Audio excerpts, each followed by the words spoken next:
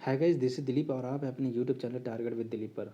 Guys, जैसा कि आपको पता है कि जनरल नॉलेज की एक सीरीज स्टार्ट हो चुकी है जिसके 9 पार्ट ऑलरेडी अपलोड हो चुके हैं। अगर आपने उसे नहीं देखा है तो उसे जाके ज़रूर देखिए, क्योंकि सभी वीडियो लेक्चर अपने आप में बहुत ज़्यादा इंपॉर्टेंट है। और इसका लिंक गाइज मैं डिस्क्रिप्शन बॉक्स में भी दे दूँगा, तो वहाँ से भी आप इसे देख सकते हैं। चलिए गाइज, इस सीरीज़ का 10वां पार्ट स्टार्ट करते हैं। This is all about my self. Gas, जो पहला टॉपिक है the Commonwealth of independent states, CIS, जिसको हम शॉर्ट फॉर्म में कहते हैं।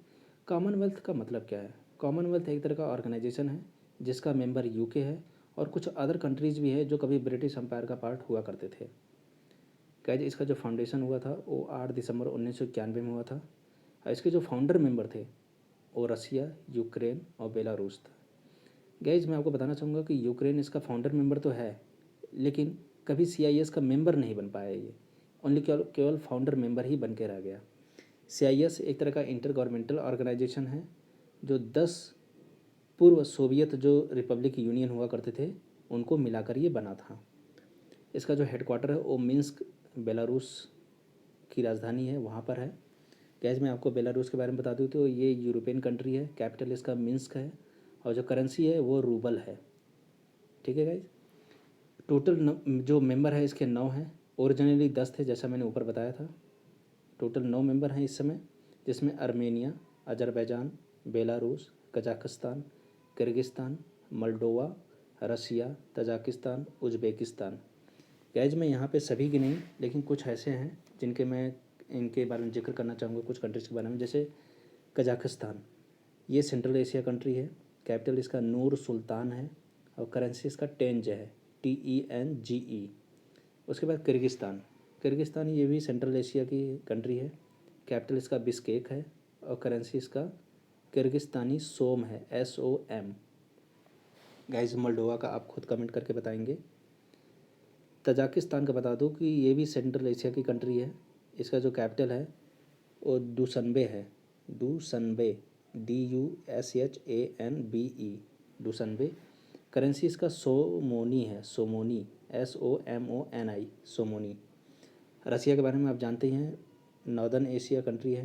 कैपिटल इसका मॉस्को है और करेंसी इसका रूबल है, जो कि बेलारूस की भी वही करेंसी है, रूबल ही। अजरबैजान के बारे में बात करें तो ये इंटरसेक्शन है यूरोप और एशिया का।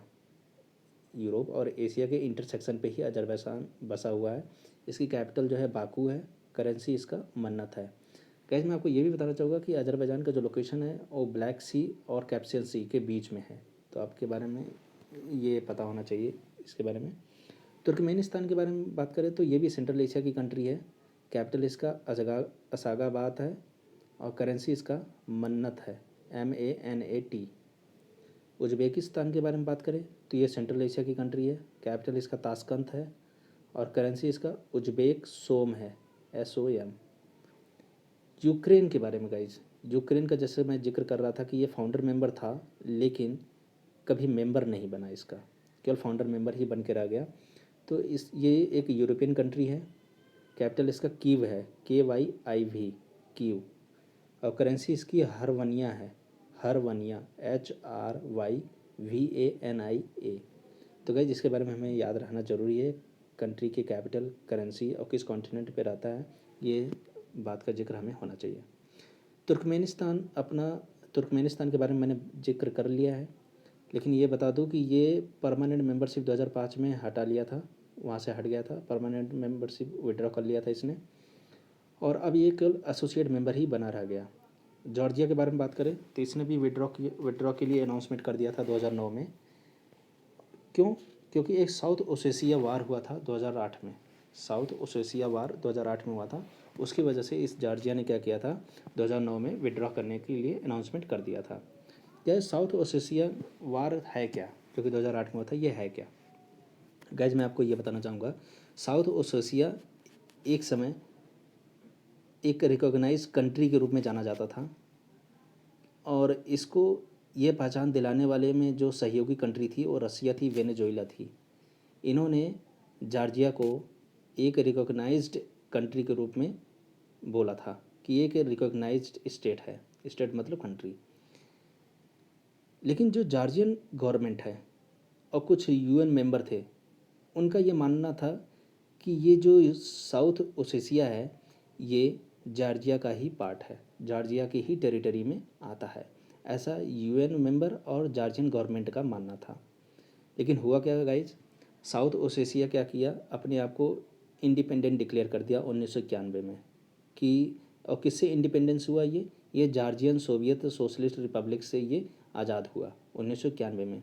और जब एक देश दूसरे देश से आज़ाद होता है तो अपना खुद का कानून बनाता है, खुद का शासन बनाता है, जिसको हम ऑटोनॉमी बोलते हैं। टू गवर्न, ऑटोनॉमी का मतलब है टू गवर्न और कंट्रोल इट्स ओन, यानी खुद ही वो गवर्न करता है। लेकिन हुआ क्या इस पर, जो जॉर्जियन गवर्नमेंट था, आज़ाद तो हो गया साउथ ओसेशिया, लेकिन जो गवर्नमेंट जॉर्जियन गवर्नमेंट था उसने क्या किया, they responded by abolishing South Ossetian autonomy, यानी उन्होंने क्या एबॉलिश करना शुरू कर दिया, साउथ ओसेशियन की ऑटोनॉमी थी उसको एबॉलिश करना स्टार्ट कर दिया बलपूर्वक, and trying to reestablish its control over the region, और खुद का शासन वहाँ पे करना शुरू कर दिया। ऐसा जॉर्जियन गवर्नमेंट का ये तरीका था। तो इसलिए ये युद्ध हुआ जिसको हम साउथ ओसेशियन वार के नाम से जाना जाता है। गाइज मैं आपको ये बता दूं कि ये वर्ड हिस्ट्री का पार्ट है, हमें यहाँ पे बस एक मोटी जानकारी होनी थी कि साउथ ओसेशियन वार ये क्यों हुआ था, ये बात की जानकारी बस इतनी ही होनी चाहिए थी। चलिए गाइज नेक्स्ट देखते हैं।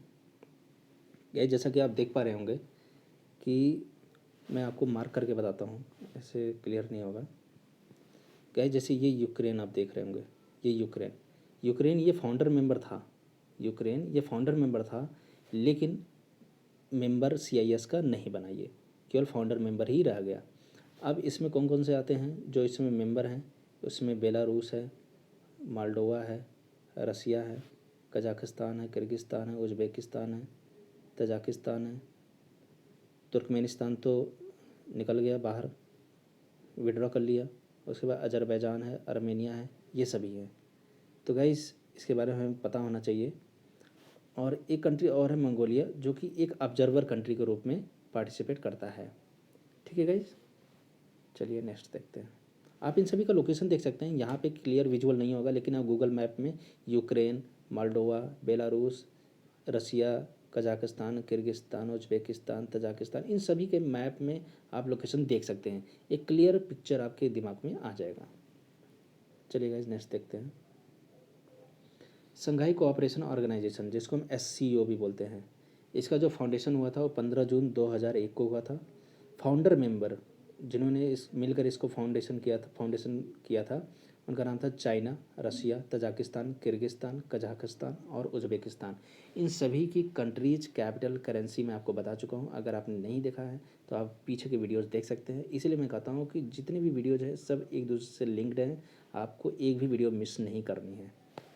गाइस जो संघाई 5 है वाज ओरिजिनली क्रिएटेड ऑन 26 अप्रैल 1996, यानी पहले ये संघाई 5 के नाम से जाना जाता था, यानी 26 अप्रैल 1996 को संघाई 5 एक ओरिजिनल नाम था, बाद में संघाई कोऑपरेशन ऑर्गेनाइजेशन बना था। लेकिन कब बना था ये भी अभी देखते हैं। संघाई 5 में कौन कौन सी कंट्री थे, चाइना था, रसिया, तजाकिस्तान, किर्गिस्तान और कजाकिस्तान। लेकिन जब उज़्बेकिस्तान 2001 में ज्वाइन किया था तब ये संघाई 5 जो है बदल के SCO बन गया, यानी संघाई कोऑपरेशन ऑर्गेनाइजेशन बन गया। इसकी जो ऑफिशियल लैंग्वेज है वो चाइनीज़ और रसियन है। मेंबर कंट्रीज इसके जो हैं वो China, India, Kazakhstan, Kyrgyzstan, Pakistan, Russia, Tajikistan, Uzbekistan. India भी इसका मेंबर है, ये हमें पता होना चाहिए।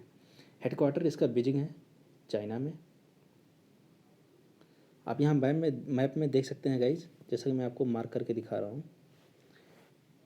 इंडिया को आप यहाँ पे देख सकते हैं, इसकी कैपिटल करेंसी, ये लैंग्वेज वगैरह देख सकते हैं। और बाकी ऊपर से हम देखते हैं तो ये हमारा रसिया हो गया, ये रसिया है ऊपर का जो पार्ट है। ये हमारा कजाकिस्तान है, यहाँ पे लैंड लॉक कंट्री है ये। और लैंड लॉक कंट्री उसको बोलते हैं जिसके आसपास जो है कोई वाटर बॉडी ना हो, तो उसको हम बोलते हैं लैंड लॉक कंट्री। और ये है हमारा किर्गिस्तान जो यहाँ पे है। ये हमारा उज़्बेकिस्तान है, ये है तजाकिस्तान, ये है पाकिस्तान और ये है हमारा चाइना। पाकिस्तान का पार्ट ये है, ये हमें याद रखना चाहिए। ठीक है गाइज, इसे इरेज कर देते हैं। आपको समझ में आ गया होगा ये मैप। चलिए नेक्स्ट।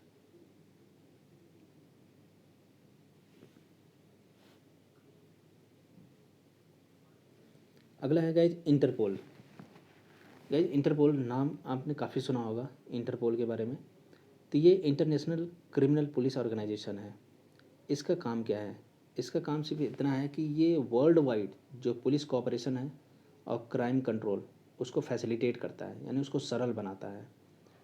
और इसका जो फाउंडेशन हुआ था 7 सितंबर 1923 को हुआ था।